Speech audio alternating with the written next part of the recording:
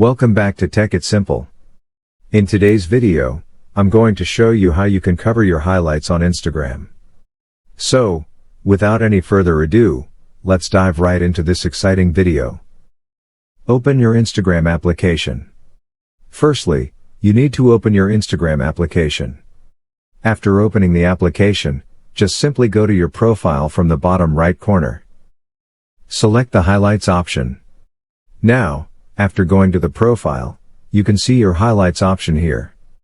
You just simply have to click into this new button. Select new highlight.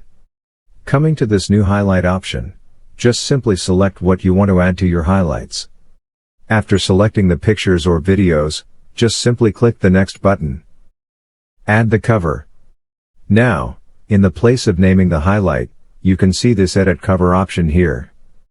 You just simply have to tap into that.